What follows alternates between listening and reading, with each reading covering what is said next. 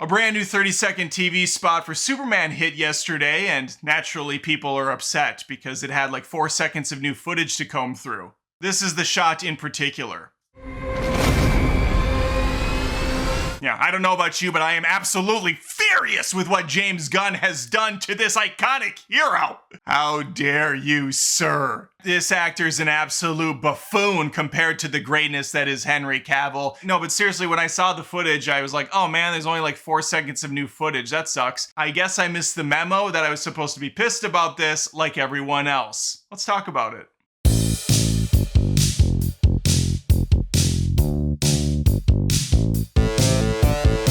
Before I cover what is clearly the most important thing happening in the world today, if you wouldn't mind taking that subscribe button and just and then after you're done, listen for the cries of the notification bell saying, "You don't kill." Turn to it and say, "Oh yeah?" Tell that to the subscribe snapped neck and take out the notification bell too. That was a really long walk to get to a reference of a movie critic from like 10 years ago. Superman, previously titled Superman Legacy, is supposed to hit theaters July 11th, 2025. That's this year. That's fun. And this is a rebirth for the DCU, starting from scratch. We got rid of Godot, we got rid of Cavill, we got rid of Miller. It's all new. And there's some people that are upset about that. Some people just cannot seem to detach from Zack Snyder's vision, even though Snyder himself has clearly moved on. And the actors have also moved on, but some of the fine folks have not. And they've made their voices very clear. Every single frame of this new James Gunn movie needs to be meticulously dissected and has to be compared shot for shot to what Lord Snyder brought before. And spoiler alert, Snyder's is always better. Now, I myself, not the biggest fan of what Zack Snyder brought to the DC extended universe. I have liked some of his movies in the past. 300 is still freaking awesome. Don't get me started on how cool 300 is. Dawn of the Dead, fantastic. One of the best remakes I've ever seen. And that's about it from him. James Gunn, on the other hand, he gets me. I'm more aligned with him. I like his ensemble films with Guardians of the Galaxy. Super was a fun little indie kind of B-movie superhero movie. You have the Peacemaker TV series, The Suicide Squad. And actually, one of my favorites from him, Slither, a horror film that a lot of people kind of slept on. Check out Slither if you haven't. Now, as far as this Superman movie coming out, it looks colorful, looks large in scale, it looks optimistic, it looks like everything I'm kind of looking for with a Superman movie. And so when I see a teaser and it has a shot of the Man of Steel doing a barrel roll around the side of an iceberg or something, flying around,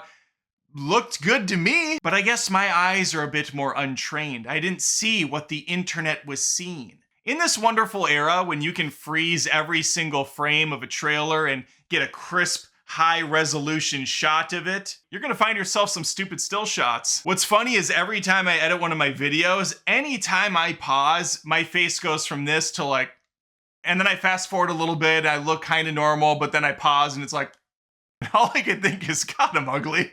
But also, I don't really sweat it because people are watching a movie in motion. They're not pausing every 4 seconds and studying each frame. Go back to the golden age of Disney. Look at some of their beautifully hand-drawn animated films. You're gonna see faces the likes you've never seen before. Mufasa, a stern, proud lion. In a freeze frame, might be like, ah, like looking like a total dipshit, because they have to go big with some of those expressions to really hit it home with the audience. And so my 2 cents for what it's worth, probably not more than 2 cents, seeing David flying close up with a wide angle lens for half a second is gonna look better when it's in motion, because it's not just about the visuals. That's a part of it, of course. But what is the emotion conveyed in the scene leading up to this flight? There's so many pieces that go into this, and oftentimes people fall back on, this is prettier than that. What else do you got? Because that's not enough information to go on. Now, superficially speaking, if we're just judging this couple seconds of him flipping around in the snow, it looks fine. But I'm also not expecting Oppenheimer from this in terms of the visuals. I'm also not expecting Zack Snyder's Superman from this. I don't want Zack Snyder's Superman. I already got that. I want something new. And this version, while maybe not great for a 4K wallpaper on your computer, I think is gonna play out better from an emotional standpoint. We're just gonna have to wait and see. So far, everything I've seen from the movie though looks pretty decent. There's a lot going on. I would say my biggest issue I have going in is there seems to be way too much in this film. I'm hoping it's either flashbacks or it's some sort of a montage.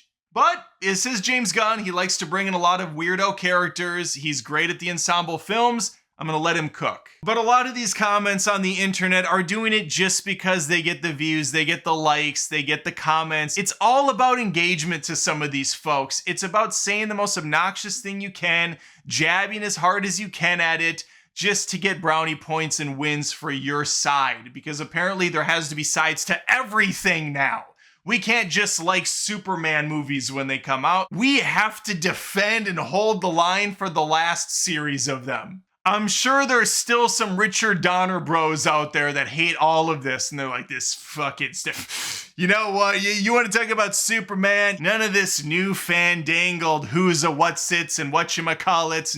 No, we need to get back to rotoscoping. Not even that green screen hoopla. We got to get back to rotoscoping these actors in. Get him on a wire, we're gonna cut his ass out, we're gonna paste him in on some sketchy ass shaky cam footage of a guy holding a camera while in a helicopter. That's how you do Superman correctly. And then he puts up a random photo from a Richard Donner Superman movie next to a Zack Snyder one, next to a James Gunn. And it's like, yep, look how much better this looks. Look at the color, look at the contrast. Speaking of Donner, Christopher Reeve, original Superman, that is a nice, fine little point to end this on. Those movies, the first two, not so much the third and fourth, Quest for Ass, those movies suck. But the first two, they're still very well loved and appreciated by moviegoers, both old and new alike. Yes, they have not aged well at all, but it's not always, at the end of the day, about the tech, about the visuals. Sometimes you gotta have story, and you gotta have heart, and you gotta have characters that matter. And people loved Christopher Reeve as Superman, including myself. He brought something to the table. And I'm not knocking Henry Cavill. I think he was a great choice for Superman, but I do think the scripts did fail him. They did not let him give that charm and personality I know he had lying dormant somewhere in there. And so yes, we can nitpick the shit out of every single scene that comes out of this movie, and believe me, some of the Snyder bros are gonna do just that. But the rest of us are just gonna go watch the movie and give our thoughts after it plays out. And I have a feeling all these little freeze frame nitpicky bullshit shots that have been going online for the last 6 months, they're not gonna mean dick. All right, those are my thoughts on this absolutely horrendous couple seconds of footage from a teaser for a movie coming out. Let me know yours in the comments below. You excited for Superman? You got your calendar marked for July 11th? Or are you superheroed out no matter who it is? Let me know. Please think of subscribing and liking the video, hitting that notification bell, and hopefully I'll catch you next time. Thanks again for watching the video. If you wouldn't mind, I would appreciate it if you checked out patreon.com/AdamDoesMovies. That's where fans of my channel go to help support it. There are different tiers with different offerings, exclusives every month. We got multiple movie reviews. There's a vlog monthly, and these fine people get a shout out because they're at the upper tier level. Look at these gorgeous folks. They have really gone above and beyond to help support me in the channel, and I appreciate them.